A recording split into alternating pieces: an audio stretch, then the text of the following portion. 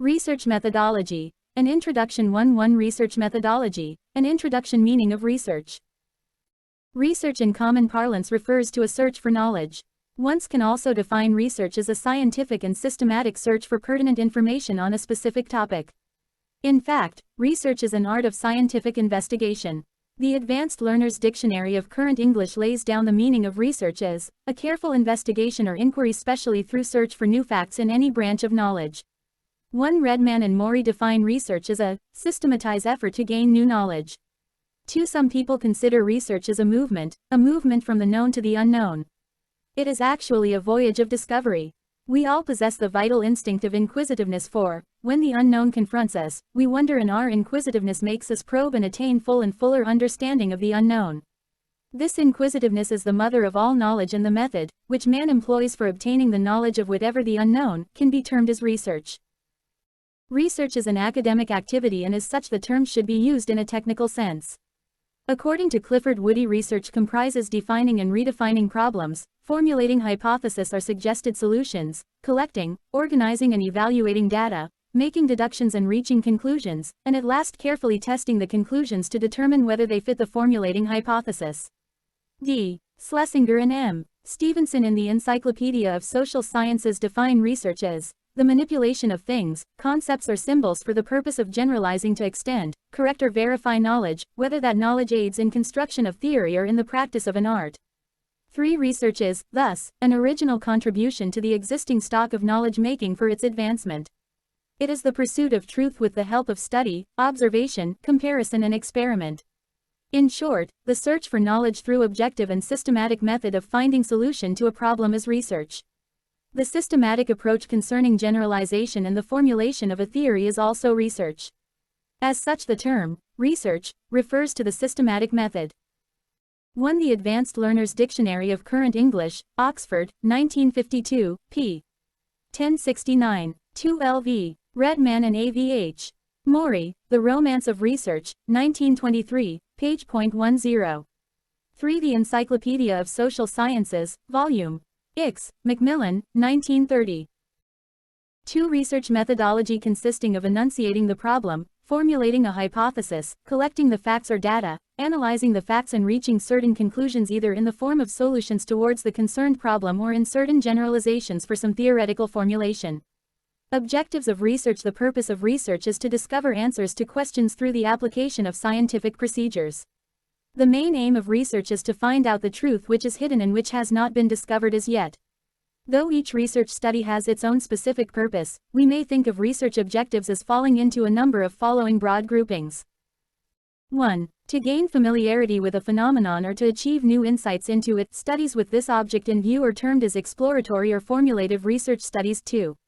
To portray accurately the characteristics of a particular individual, situation or a group. Studies with this object in view are known as descriptive research studies. 3. To determine the frequency with which something occurs or with which it is associated with something else. Studies with this object in view are known as diagnostic research studies. 4. To test a hypothesis of a causal relationship between variables. Such studies are known as hypothesis testing research studies. Motivation in research. What makes people to undertake research? This is a question of fundamental importance. The possible motives for doing research may be either one or more of the following. 1. Desire to get a research degree along with its consequential benefits. 2. Desire to face the challenge in solving the unsolved problems, i.e., concern over practical problems initiates research. 3. Desire to get intellectual joy of doing some creative work. 4. Desire to be of service to society. 5. Desire to get respectability. However, this is not an exhaustive list of factors motivating people to undertake research studies. Many more factors such as directives of government, employment conditions, curiosity about new things, desire to understand causal relationships, social thinking and awakening, and the like may as well motivate or at times compel people to perform research operations. Types of research. The basic types of research are as follows. Descriptive versus analytical. Descriptive research includes surveys and fact-finding inquiries of different kinds. The major purpose of descriptive research is description of the state of affairs as it exists at present. In social science and business research we quite often use research methodology. An introduction. 3. The term ex post facto research for descriptive research studies. The main characteristic of this method is that the researcher has no control over the variables, he can only report what has happened or what is happening. Most ex post facto research projects are used for descriptive studies in which the researcher seeks to measure such items as, for example, frequency of shopping, preferences of people, or similar data. Ex post facto studies also include attempts by researchers to discover causes even when they cannot control the variables. The methods of research utilized in descriptive research are survey methods of all kinds, including comparative and correlational methods. In analytical research, on the other hand, the researcher has to use facts or information already available, and analyze these to make a critical evaluation of the material. Applied versus fundamental. Research can either be applied or action research or fundamental to basic or pure research. Applied research aims at finding a solution for an immediate problem facing a society or an industrial business organization, whereas fundamental research is mainly concerned with generalizations and with the formulation of a theory. Gathering knowledge for knowledge's sake is termed pure or basic research. For research concerning some natural phenomenon or relating to pure mathematics are examples of fundamental research.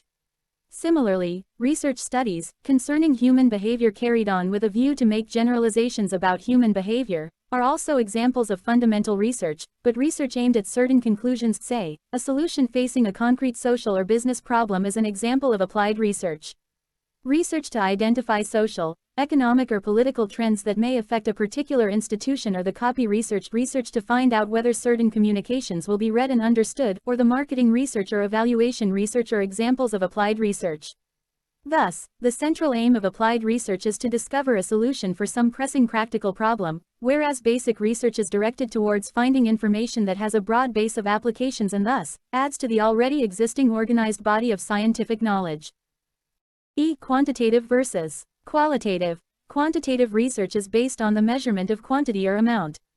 It is applicable to phenomena that can be expressed in terms of quantity. Qualitative research, on the other hand, is concerned with qualitative phenomenon, i.e., phenomena relating to or involving quality or kind. For instance, when we are interested in investigating the reasons for human behavior, i.e., why people think or do certain things, we quite often talk of motivation research, an important type of qualitative research. This type of research aims at discovering the underlying motives and desires, using in-depth interviews for the purpose. Other techniques of such research are word association tests, sentence completion tests, story completion tests, and similar other projective techniques. Attitude or opinion research, i.e., research designed to find out how people feel or what they think about a particular subject or institution, is also qualitative research. Qualitative research is especially important in the behavioral sciences, where the aim is to discover the underlying motives of human behavior. Through such research we can analyze the various factors which motivate people to behave in a particular manner or which make people like or dislike a particular thing. It may be stated, however, that to apply qualitative research in 4 Pauline v. Young, Scientific Social Surveys and Research, p. 30. 4 Research Methodology. Practice is relatively a difficult job, and therefore, while doing such research, one should seek guidance from experimental psychologists. IV Conceptual versus empirical. Conceptual research is that related to some abstract ideas or theory. It is generally used by philosophers and thinkers to develop new concepts or to reinterpret existing ones. On the other hand, empirical research relies on experience or observation alone, often without due regard for system and theory. It is data-based research, coming up with conclusions which are capable of being verified by observation or experiment. We can also call it as experimental type of research.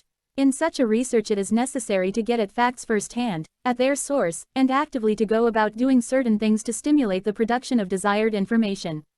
In such a research, the researcher must first provide himself with a working hypothesis or guesses to the probable results.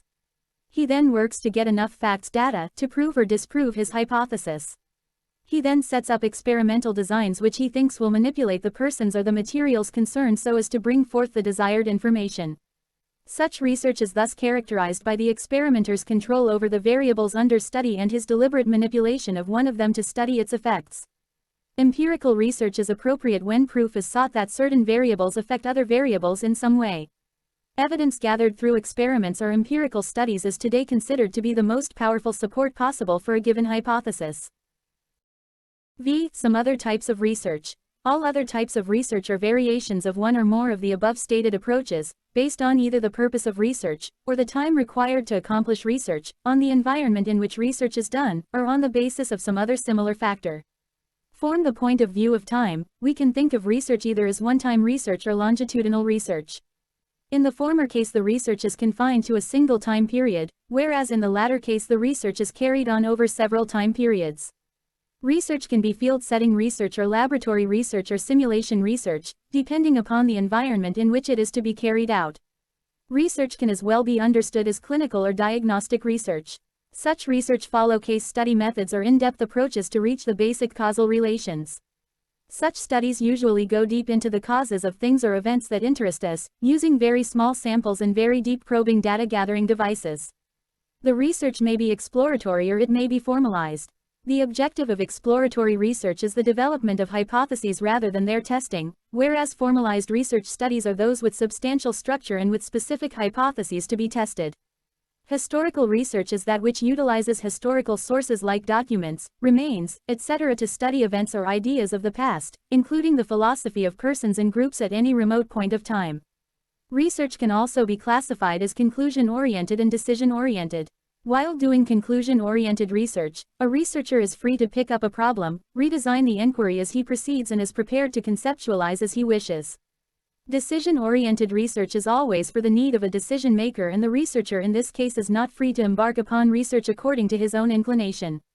Operations research is an example of decision-oriented research since it is a scientific method of providing executive departments with a quantitative basis for decisions regarding operations under their control. Research methodology. An introduction. 5 research approaches. The above description of the types of research brings to light the fact that there are 2 basic approaches to research, viz., quantitative approach and the qualitative approach. The former involves the generation of data in quantitative form which can be subjected to rigorous quantitative analysis in a formal and rigid fashion. This approach can be further sub-classified into inferential, experimental and simulation approaches to research. The purpose of inferential approach to research is to form a database from which to infer characteristics or relationships of population. This usually means survey research where a sample of population is studied, questioned or observed to determine its characteristics, and it is then inferred that the population has the same characteristics. Experimental approach is characterized by much greater control over the research environment, and in this case some variables are manipulated to observe their effect on other variables. Simulation approach involves the construction of an artificial environment within which relevant information and data can be generated. This permits an observation of the dynamic behavior of a system or its subsystem under controlled conditions. The term, simulation, in the context of business and social sciences applications refers to the operation of a numerical model that represents the structure of a dynamic process. Given the values of initial conditions, parameters and exogenous variables, a simulation is run to represent the behavior of the process over time. 5 Simulation approach can also be useful in building models for understanding future conditions. Qualitative approach to research is concerned with subjective assessment of attitudes, opinions and behavior. Research in such a situation is a function of researchers' insights and impressions. Such an approach to research generates results either in non-quantitative form or in the form which are not subjected to rigorous quantitative analysis.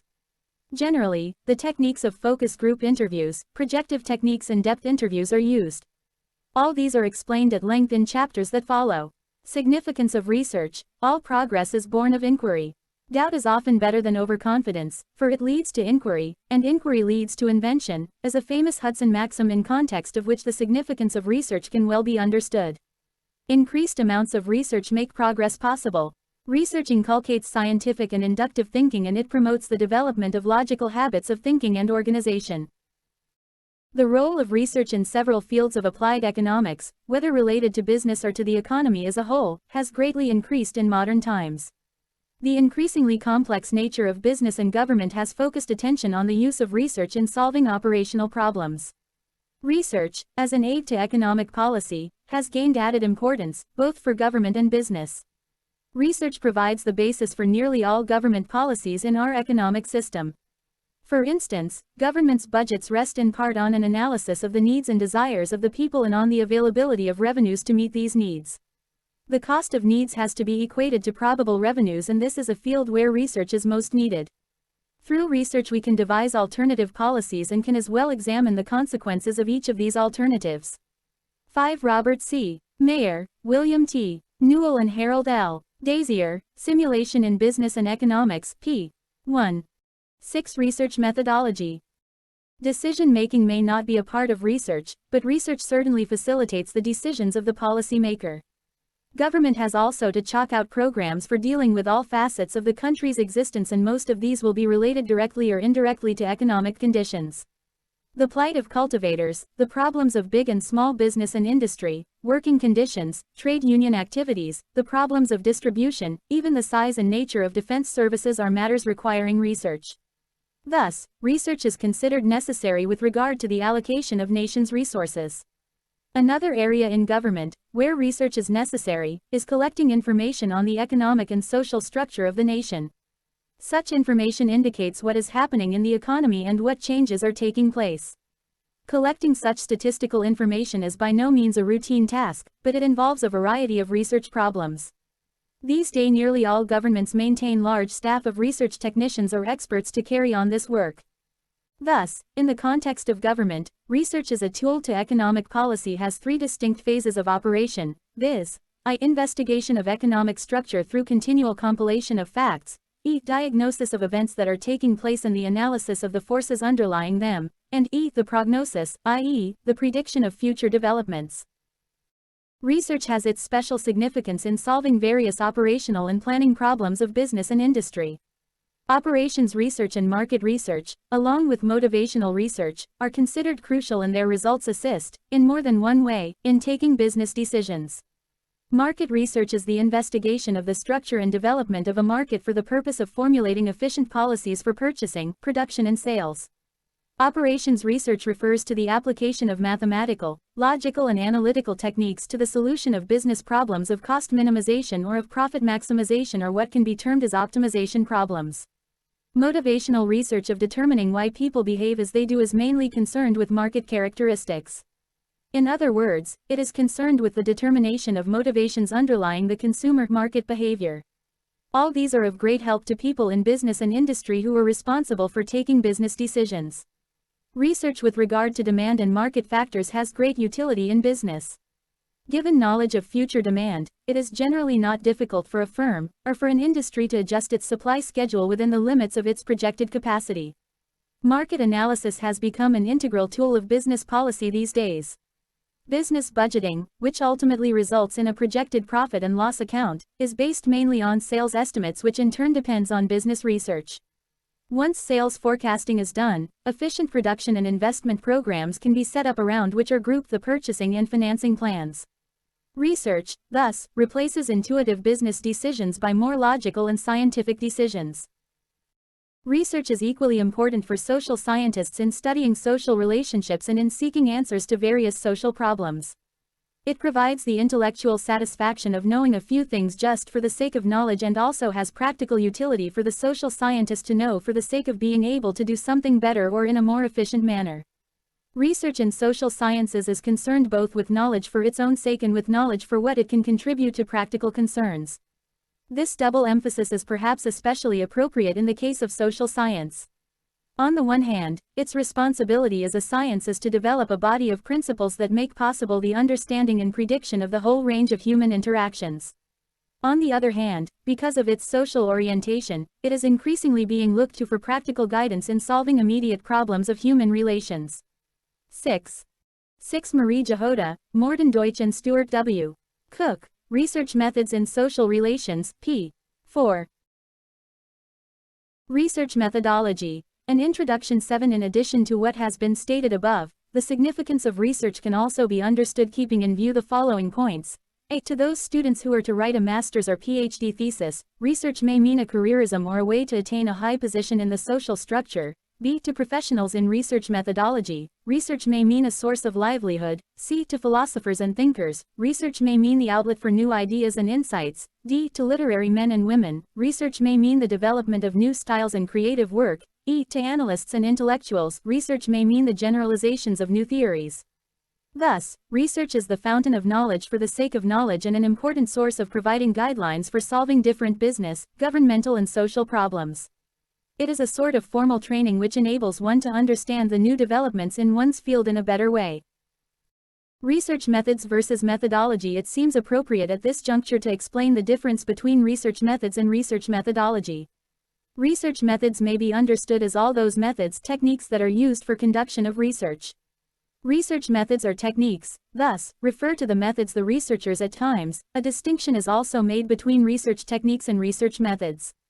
Research techniques refer to the behavior and instruments we use in performing research operations such as making observations, recording data, techniques of processing data and the like. Research methods refer to the behavior and instruments used in selecting and constructing research technique. For instance, the difference between methods and techniques of data collection can better be understood from the details given in the following chart. Type methods: 1. Library I. Analysis of historical research. 2. Field research records E. Analysis of documents. I. Non-participant direct observation E. Participant observation E. Mass observation IV. Mail questionnaire V. Opinionaire V. Personal interview V. Focused interview V. Group interview X. Telephone survey techniques. Recording of notes, content analysis, tape and film listening and analysis. Statistical compilations and manipulations, reference and abstract guides, contents analysis. Observational behavioral scales, use of scorecards, etc. Interactional recording, possible use of tape recorders, photographic techniques. Recording mass behavior, interview using independent observers in public places. Identification of social and economic background of respondents. Use of attitude scales, projective techniques, use of sociometric scales. Interviewer uses a detailed schedule with open and closed questions. Interviewer focuses attention upon a given experience and its effects. Small groups of respondents are interviewed simultaneously. Used as a survey technique for information and for discerning opinion, may also be used as a follow-up of questionnaire, X case study and life history. 3. Laboratory small group study of random research behavior, play and role analysis, cross-sectional collection of data for intensive analysis, longitudinal collection of data of intensive character. Use of audiovisual recording devices, use of observers, etc. From what has been stated above, we can say that methods are more general. It is the methods that generate techniques. However, in practice, the two terms are taken as interchangeable, and when we talk of research methods we do, by implication, include research techniques within their compass. 8. Research methodology used in performing research operations. In other words, all those methods which are used by the researcher during the course of studying his research problem are termed as research methods. Since the object of research, particularly the applied research, is to arrive at a solution for a given problem, the available data and the unknown aspects of the problem have to be related to each other to make a solution possible. Keeping this in view, research methods can be put into the following 3 groups. 1. In the first group we include those methods which are concerned with the collection of data. These methods will be used where the data already available are not sufficient to arrive at the required solution. 2. The second group consists of those statistical techniques which are used for establishing relationships between the data and the unknowns. 3. The third group consists of those methods which are used to evaluate the accuracy of the results obtained. Research methods falling in the above stated last 2 groups are generally taken as the analytical tools of research. Research methodology is a way to systematically solve the research problem. It may be understood as a science of studying how research is done scientifically. In it we study the various steps that are generally adopted by a researcher in studying his research problem along with the logic behind them. It is necessary for the researcher to know not only the research methods, techniques, but also the methodology. Researchers not only need to know how to develop certain indices or tests, how to calculate the mean, the mode, the median or the standard deviation or chi-square, how to apply particular research techniques, but they also need to know which of these methods or techniques are relevant and which are not, and what would they mean and indicate and why. Researchers also need to understand the assumptions underlying various techniques, and they need to know the criteria by which they can decide that certain techniques and procedures will be applicable to certain problems and others will not. All this means that it is necessary for the researcher to design his methodology for his problem, as the same may differ from problem to problem. For example, an architect, who designs a building, has to consciously evaluate the basis of his decisions, i.e., he has to evaluate why and on what basis he selects particular size, number and location of doors, windows and ventilators, uses particular materials and not others and the like. Similarly, in research the scientist has to expose the research decisions to evaluation before they are implemented. He has to specify very clearly and precisely what decisions he selects and why he selects them so that they can be evaluated by others also. From what has been stated above, we can say that research methodology has many dimensions and research methods do constitute a part of the research methodology. The scope of research methodology is wider than that of research methods. Thus, when we talk of research methodology, we not only talk of the research methods but also consider the logic behind the methods we use in the context of our research study and explain why we are using a particular method or technique and why we are not using others so that research results are capable of being evaluated either by the researcher himself or by others. Why a research study has been undertaken, how the research problem has been defined, in what way and why the hypothesis has been formulated, what data have been collected and what particular method has been adopted, why particular technique of analyzing data has been used, and a host of similar other questions are usually answered when we talk of research methodology concerning a research problem or study. Research methodology, an introduction. 9. Research and scientific method. For a clear perception of the term research, one should know the meaning of scientific method. The two terms, research and scientific method, are closely related. Research, as we have already stated, can be termed as an inquiry into the nature of, the reasons for, and the consequences of any particular set of circumstances, whether these circumstances are experimentally controlled or recorded just as they occur. Further, research implies the researcher is interested in more than particular results. He is interested in the repeatability of the results and in their extension to more complicated and general situations. 7. On the other hand, the philosophy common to all research methods and techniques, although they may vary considerably from one science to another, is usually given the name of scientific method. In this context, Karl Pearson writes, "The scientific method is one and same in the branches of science, and that method is the method of all logically trained minds. The unity of all sciences consists alone in its methods, not its material. The man who classifies facts of any kind whatever, who sees their mutual relation and describes their sequences, is applying the scientific method and is a man of science." 8. Scientific method is the pursuit of truth as determined by logical considerations. The ideal of science is to achieve a systematic interrelation of facts. Scientific method attempts to achieve this ideal by experimentation, observation, logical arguments from accepted postulates and a combination of these three in varying proportions. 9. In scientific method, logic aids in formulating propositions explicitly and accurately so that their possible alternatives become clear. Further, logic develops the consequences of such alternatives, and when these are compared with observable phenomena, it becomes possible for the researcher or the scientist to state which alternative is most in harmony with the observed facts. All this is done through experimentation and survey investigations, which constitute the integral parts of scientific method. Experimentation is done to test hypotheses and to discover new relationships, if any, among variables. But the conclusions drawn on the basis of experimental data are generally criticized for either faulty assumptions, poorly designed experiments, badly executed experiments, or faulty interpretations. As such, the researcher must pay all possible attention while developing the experimental design and must state only probable inferences. The purpose of survey investigations may also be to provide scientifically gathered information to work as a basis for the researchers for their conclusions. The scientific method is, thus, based on certain basic postulates which can be stated as under: 1. It relies on empirical evidence. 2. It utilizes relevant concepts. 3. It is committed to only objective considerations. 4. It presupposes ethical neutrality, i.e., it aims at nothing but making only adequate and correct statements about population objects. 5. It results into probabilistic predictions. 6. Its methodology is made known to all concerned for critical scrutiny or for use in testing the conclusions through replication. 7. It aims at formulating most general axioms or what can be termed as scientific theories. 7. Bernard Ostel and Richard W. Mensing, Statistics in Research, p. 28. Karl Pearson, The Grammar of Science, Part 1, pp. 10-12. 9. Ostel and Mensing, Op. Cit. p. 2. 10. Research methodology. Thus, the scientific method encourages a rigorous, impersonal mode of procedure dictated by the demands of logic and objective procedure.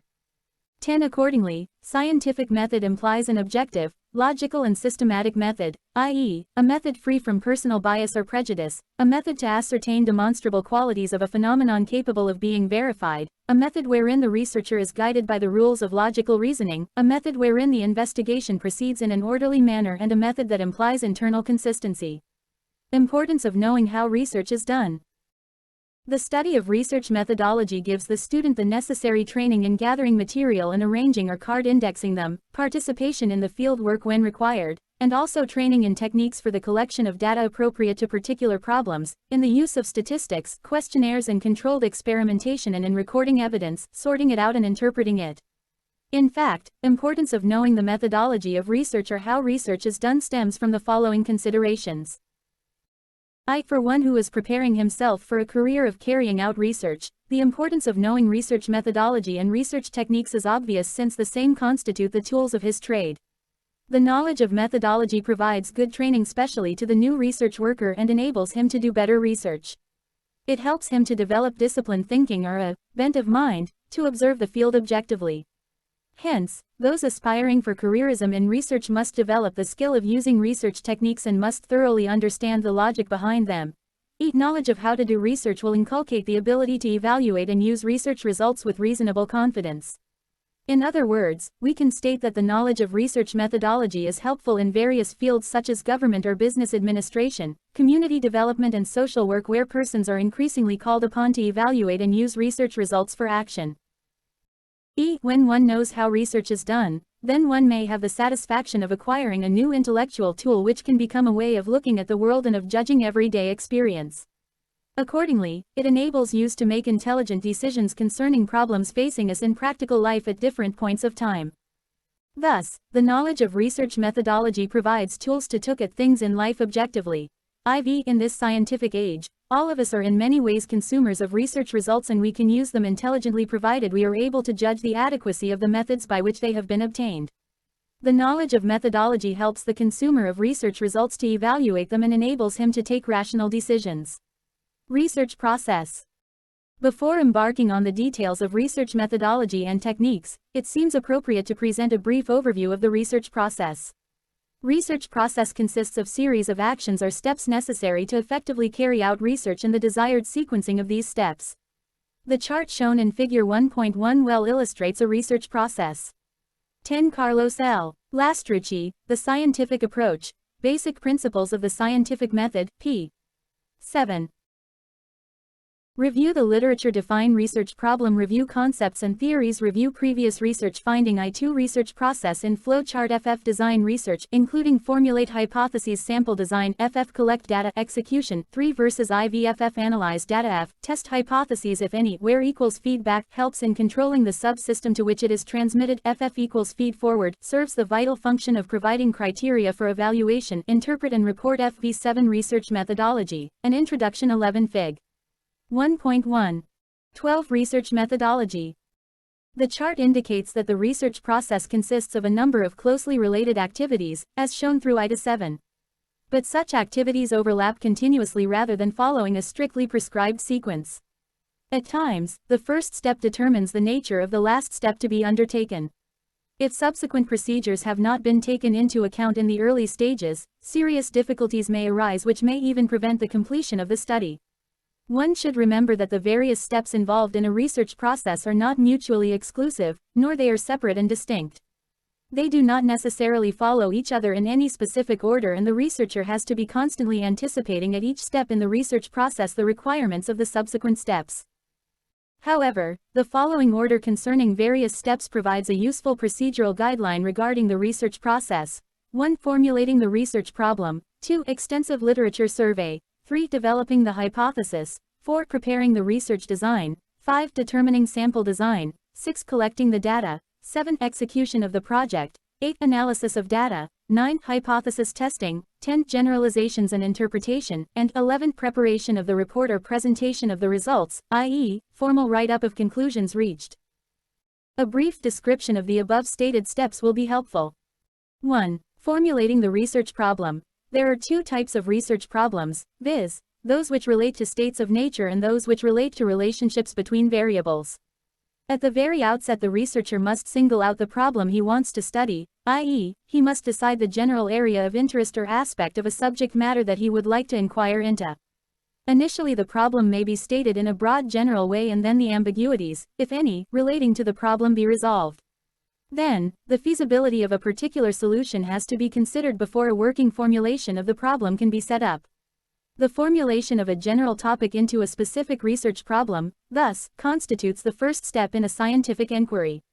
Essentially, two steps are involved in formulating the research problem, viz., understanding the problem thoroughly, and rephrasing the same into meaningful terms from an analytical point of view.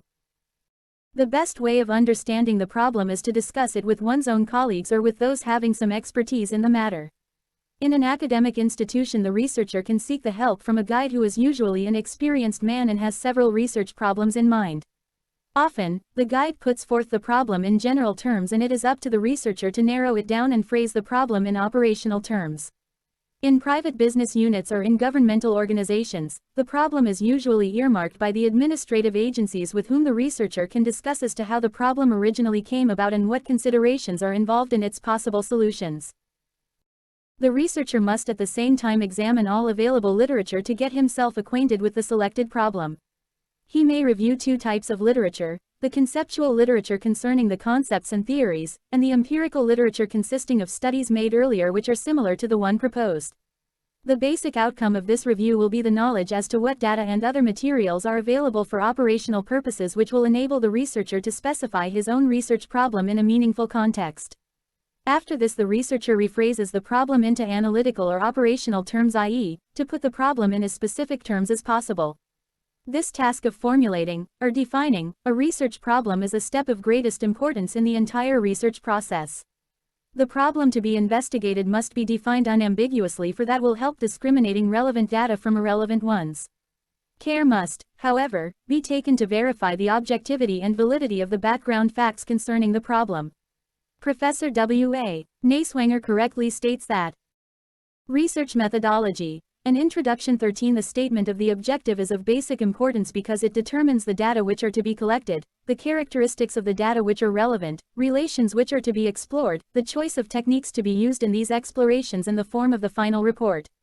If there are certain pertinent terms, the same should be clearly defined along with the task of formulating the problem. In fact, formulation of the problem often follows a sequential pattern where a number of formulations are set up, each formulation more specific than the preceding one, each one phrased in more analytical terms, and each more realistic in terms of the available data and resources. 2. Extensive literature survey. Once the problem is formulated, a brief summary of it should be written down. It is compulsory for a research worker writing a thesis for a PhD degree to write a synopsis of the topic and submit it to the necessary committee or the research board for approval. At this juncture, the researcher should undertake extensive literature survey connected with the problem. For this purpose, the abstracting and indexing journals and published or unpublished bibliographies are the first place to go to. Academic journals, conference proceedings, government reports, books, etc., must be tapped depending on the nature of the problem. In this process, it should be remembered that one source will lead to another. The earlier studies, if any, which are similar to the study in hand should be carefully studied. A good library will be a great help to the researcher at this stage. 3. Development of working hypotheses. After extensive literature survey, researchers should state in clear terms the working hypothesis or hypotheses. Working hypothesis is tentative assumption made in order to draw out and test its logical or empirical consequences.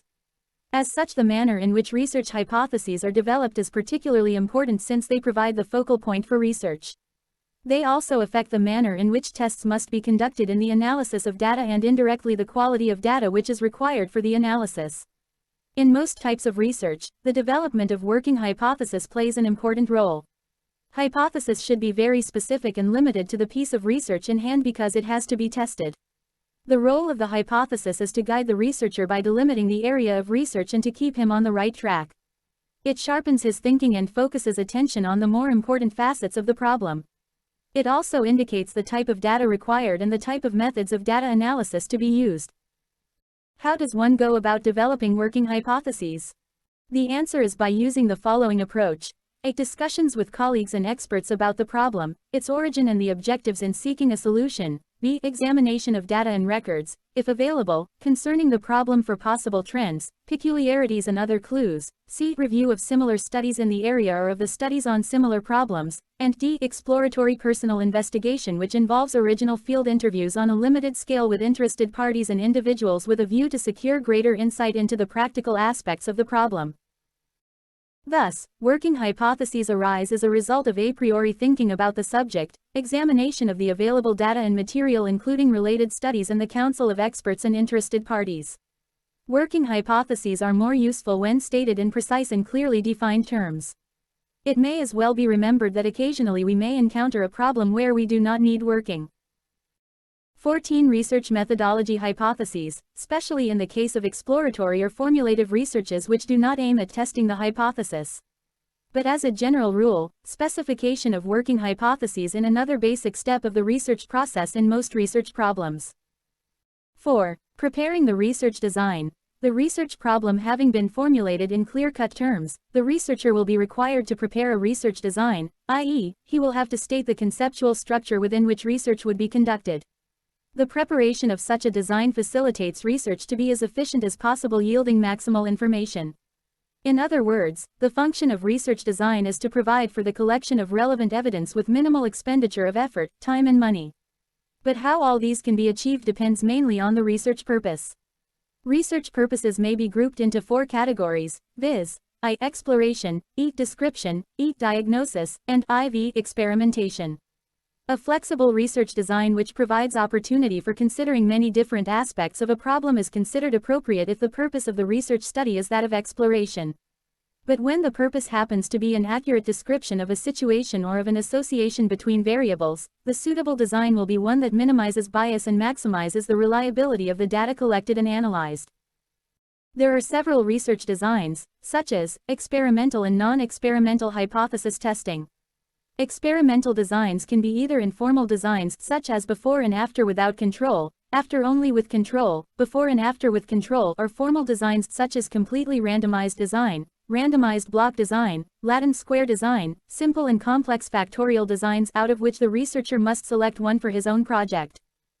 The preparation of the research design, appropriate for a particular research problem, involves usually the consideration of the following: I. The means of obtaining the information, E. The availability and skills of the researcher and his staff, if any, E. Explanation of the way in which selected means of obtaining information will be organized and the reasoning leading to the selection, IV. The time available for research, and V. The cost factor relating to research, i.e., the finance available for the purpose. 5. Determining sample design. All the items under consideration in any field of inquiry constitute a universe, or population. A complete enumeration of all the items in the population is known as a census inquiry. It can be presumed that in such an inquiry, when all the items are covered, no element of chance is left and highest accuracy is obtained. But in practice this may not be true. Even the slightest element of bias in such an inquiry will get larger and larger as the number of observations increases. Moreover, there is no way of checking the element of bias or its extent except through a resurvey or use of sample checks. Besides, this type of inquiry involves a great deal of time, money and energy. Not only this, census inquiry is not possible in practice under many circumstances.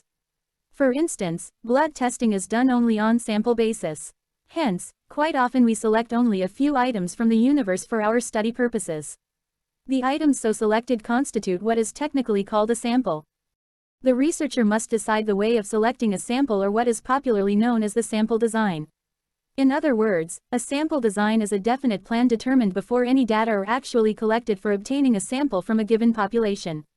Thus, the plan to select 12 of a research methodology, an introduction 15 cities 200 drugstores in a certain way constitutes a sample design. Samples can be either probability samples or non-probability samples. With probability samples, each element has a known probability of being included in the sample, but the non-probability samples do not allow the researcher to determine this probability. Probability samples are those based on simple random sampling, systematic sampling, stratified sampling, cluster area sampling, whereas non-probability samples are those based on convenience sampling, judgment sampling and quota sampling techniques. A brief mention of the important sample designs is as follows.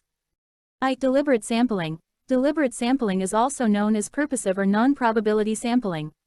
This sampling method involves purposive or deliberate selection of particular units of the universe for constituting a sample which represents the universe. When population elements are selected for inclusion in the sample based on the ease of access, it can be called convenience sampling. If a researcher wishes to secure data from, say, gasoline buyers, he may select a fixed number of petrol stations and may conduct interviews at these stations. This would be an example of convenience sample of gasoline buyers. At times such a procedure may give very biased results, particularly when the population is not homogeneous. On the other hand, in judgment sampling, the researcher's judgment is used for selecting items which he considers as representative of the population. For example, a judgment sample of college students might be taken to secure reactions to a new method of teaching. Judgment sampling is used quite frequently in qualitative research where the desire happens to be to develop hypotheses rather than to generalize to larger populations. Simple random sampling. This type of sampling is also known as chance sampling or probability sampling, where each and every item in the population has an equal chance of inclusion in the sample, and each one of the possible samples, in case of finite universe, has the same probability of being selected. For example, if we have to select a sample of 300 items from a universe of 15,000 items, then we can put the names or numbers of all the 15,000 items on slips of paper and conduct a lottery. Using the random number tables is another method of random sampling. To select the sample, each item is assigned a number from 1 to 15,000. Then, 305-digit random numbers are selected from the table. To do this, we select some random starting point, and then a systematic pattern is used in proceeding through the table. We might start in the fourth row, second column, and proceed down the column to the bottom of the table, and then move to the top of the next column to the right. When a number exceeds the limit of the numbers in the frame, in our case over 15,000, it is simply passed over and the next number selected that does fall within the relevant range. Since the numbers were placed in the table in a completely random fashion, the resulting sample is random. This procedure gives each item an equal probability of being selected. In case of infinite population, the selection of each item in a random sample is controlled by the same probability, and that successive selections are independent of one another. Systematic sampling. In some instances, the most practical way of sampling is to select every 15th name on a list, every 10th house on one side of a street, and so on. Sampling of this type is known as systematic sampling. An element of randomness is usually introduced into this kind of sampling by using random numbers to pick up the unit with which to start. This procedure is useful when sampling frame is available in the form of a list. In such a design, the selection process starts by picking some random point in the list, and then every north element is selected until the desired number is secured. 16. Research methodology. IV. Stratified sampling. If the population from which a sample is to be drawn does not constitute a homogeneous group, then stratified sampling technique is applied so as to obtain a representative sample. In this technique, the population is stratified into a number of non-overlapping subpopulations or strata, and sample items are selected from each stratum. If the item selected from each stratum is based on simple random sampling, the entire procedure, first stratification and then simple random sampling, is known as stratified random sampling. Quota sampling. In stratified sampling, the cost of taking random samples from individual strata is often so expensive that interviewers are simply given quota to be filled from different strata, the actual selection of items for sample being left to the interviewer's judgment. This is called quota sampling. The size of the quota for each stratum is generally proportionate to the size of that stratum in the population. Quota sampling is thus an important form of non-probability sampling. Quota samples generally happen to be judgment samples rather than random samples. Cluster sampling and area sampling. Cluster sampling involves grouping the population and then selecting the groups or the clusters rather than individual elements for inclusion in the sample. Suppose some departmental store wishes to sample its credit card holders. It has issued its cards to 15,000 customers. The sample size is to be kept, say, 450. For cluster sampling, this list of 15,000 card holders could be formed into 100 clusters of 150 card holders each. 3 clusters might then be selected for the sample randomly. The sample size must often be larger than the simple random sample to ensure the same level of accuracy, because as cluster sampling, procedural potential for order bias and other sources of error is usually accentuated. The clustering approach can, however, make the sampling procedure relatively easier and increase the efficiency of field work, especially in the case of personal interviews. Area sampling is quite close to cluster sampling and is often talked about when the total geographical area of interest happens to be big one. Under area sampling, we first divide the total area into a number of smaller non-overlapping areas, generally called geographical clusters. Then a number of these smaller areas are randomly selected, and all units in these small areas are included in the sample. Area sampling is especially helpful where we do not have the list of the population concerned. It also makes the field interviewing more efficient, since interviewer can do many interviews at each location. Multi-stage sampling. This is a further development of the idea of cluster sampling. This technique is meant for big inquiries extending to a considerably large geographical area like an entire country. Under multi-stage sampling, the first stage may be to select large primary sampling units such as states, then districts, then towns, and finally certain families within towns. If the technique of random sampling is applied at all stages, the sampling procedure is described as multi-stage random sampling, via sequential sampling. This is somewhat a complex sample design where the ultimate size of the sample is not fixed in advance but is determined according to mathematical decisions on the basis of information yielded as survey progresses. This design is usually adopted under acceptance sampling plan in the context of statistical quality control. In practice, several of the methods of sampling described above may well be used in the same study, in which case it can be called mixed sampling. It may be pointed out here that normally 1. Research methodology. An introduction 17 should resort to random sampling so that bias can be eliminated and sampling error can be estimated. But purposive sampling is considered desirable when the universe happens to be small and a known characteristic of it is to be studied intensively. Also, there are conditions under which sample designs other than random sampling may be considered better for reasons like convenience and low costs. The sample design to be used must be decided by the researcher taking into consideration the nature of the inquiry and other related factors. 6. Collecting the data.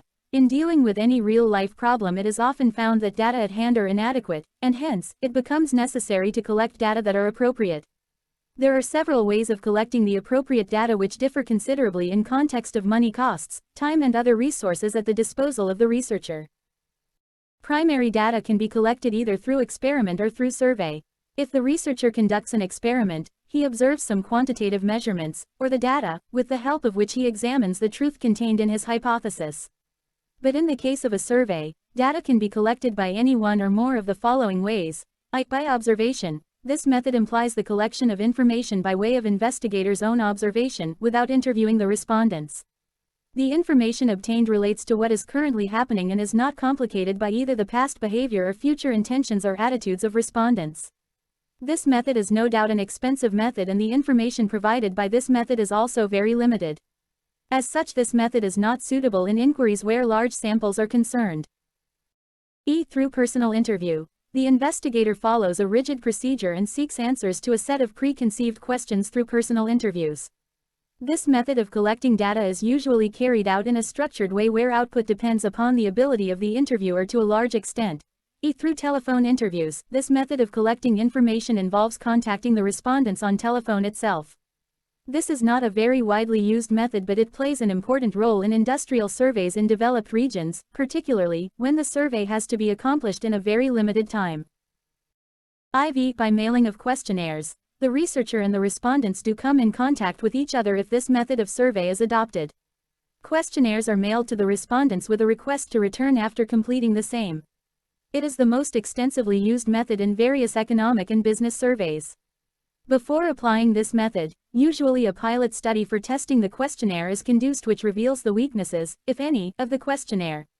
Questionnaire to be used must be prepared very carefully so that it may prove to be effective in collecting the relevant information. Through schedules. Under this method, the enumerators are appointed and given training. They are provided with schedules containing relevant questions. These enumerators go to respondents with these schedules. Data are collected by filling up the schedules by enumerators on the basis of replies given by respondents.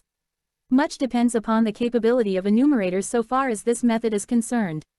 Some occasional field checks on the work of the enumerators may ensure sincere work.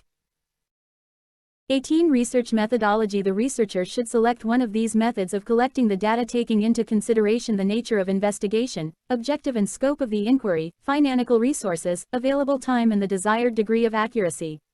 Though he should pay attention to all these factors, but much depends upon the ability and experience of the researcher. In this context, Dr. A.L. Bowley very aptly remarks that in collection of statistical data, common sense is the chief requisite and experience the chief teacher. 7. Execution of the project. Execution of the project is a very important step in the research process. If the execution of the project proceeds on correct lines, the data to be collected would be adequate and dependable. The researcher should see that the project is executed in a systematic manner and in time. If the survey is to be conducted by means of structured questionnaires, data can be readily machine processed. In such a situation, questions as well as the possible answers may be coded. If the data are to be collected through interviewers, arrangements should be made for proper selection and training of the interviewers. The training may be given with the help of instruction manuals which explain clearly the job of the interviewers at each step. Occasional field checks should be made to ensure that the interviewers are doing their assigned job sincerely and efficiently. A careful watch should be kept for unanticipated factors in order to keep the survey as much realistic as possible. This, in other words, means that steps should be taken to ensure that the survey is under statistical control so that the collected information is in accordance with the predefined standard of accuracy. If some of the respondents do not cooperate, some suitable methods should be designed to tackle this problem. One method of dealing with the non-response problem is to make a list of the non-respondents and take a small sub-sample of them, and then with the help of experts vigorous efforts can be made for securing response. 8. Analysis of data. After the data have been collected, the researcher turns to the task of analyzing them. The analysis of data requires a number of closely related operations such as establishment of categories, the application of these categories to raw data through coding, tabulation and then drawing statistical inferences. The unwieldy data should necessarily be condensed into a few manageable groups and tables for further analysis. Thus, researchers should classify the raw data into some purposeful and usable categories. Coding operation is usually done at this stage through which the categories of data are transformed into symbols that may be tabulated and counted. Editing is the procedure that improves the quality of the data for coding. With coding the stage is ready for tabulation. Tabulation is a part of the technical procedure wherein the classified data are put in the form of tables. The mechanical devices can be made use of at this juncture. A great deal of data, especially in large inquiries, is tabulated by computers. Computers not only save time but also make it possible to study large number of variables affecting a problem simultaneously. Analysis work after tabulation is generally based on the computation of various percentages, coefficients, etc., by applying various well-defined statistical formulae. In the process of analysis, relationships or differences supporting or conflicting with original or new hypotheses should be subjected to tests of significance to determine with what validity data can be said to indicate any conclusions. For instance, if there are two samples of weekly wages, each sample being drawn from factories in different parts of the same city, giving two different mean values, then our problem may be whether the two mean values are significantly different or the difference is just a matter of chance. Through the use of statistical tests we can establish whether such a difference is a real one or is the result of random fluctuations. If the difference happens to be real, the inference will be that the two samples. Research methodology. An introduction 19 come from different universes, and if the difference is due to chance, the conclusion would be that the two samples belong to the same universe. Similarly, the technique of analysis of variance can help us in analyzing whether three or more varieties of seeds grown on certain fields yield significantly different results or not. In brief, the researcher can analyze the collected data with the help of various statistical measures. 9. Hypothesis testing. After analyzing the data as stated above, the researcher is in a position to test the hypotheses, if any, he had formulated earlier. Do the facts support the hypotheses or they happen to be contrary? This is the usual question which should be answered while testing hypotheses. Various tests, such as chi-square test, t-test, f-test, have been developed by statisticians for the purpose. The hypotheses may be tested through the use of one or more of such tests, depending upon the nature and object of research inquiry. Hypothesis testing will result in either accepting the hypothesis or in rejecting it. If the researcher had no hypotheses to start with, generalizations established on the basis of data may be stated as hypotheses to be tested by subsequent researches in times to come. 10. Generalizations and interpretation. If a hypothesis is tested and upheld several times, it may be possible for the researcher to arrive at generalization, i.e., to build a theory. As a matter of fact, the real value of research lies in its ability to arrive at certain generalizations. If the researcher had no hypothesis to start with, he might seek to explain his findings on the basis of some theory. It is known as interpretation. The process of interpretation may quite often trigger off new questions which in turn may lead to further researches. 11. Preparation of the report or the thesis. Finally, the researcher has to prepare the report of what has been done by him. Writing of report must be done with great care, keeping in view the following. 1. The layout of the report should be as follows: I the preliminary pages, E the main text, and E the end matter. In its preliminary pages, the report should carry title and date followed by acknowledgements and foreword. Then there should be a table of contents followed by a list of tables and list of graphs and charts, if any, given in the report. The main text of the report should have the following parts. A. Introduction. It should contain a clear statement of the objective of the research and an explanation of the methodology adopted in accomplishing the research. The scope of the study along with various limitations should as well be stated in this part. B. Summary of findings. After introduction there would appear a statement of findings and recommendations in non-technical language. If the findings are extensive, they should be summarized. C. Main report. The main body of the report should be presented in logical sequence and broken down into readily identifiable sections. D. Conclusion. Towards the end of the main text, researcher should again put down the results of his research clearly and precisely. In fact, it is the final summing up. At the end of the report, appendices should be enlisted in respect of all technical data.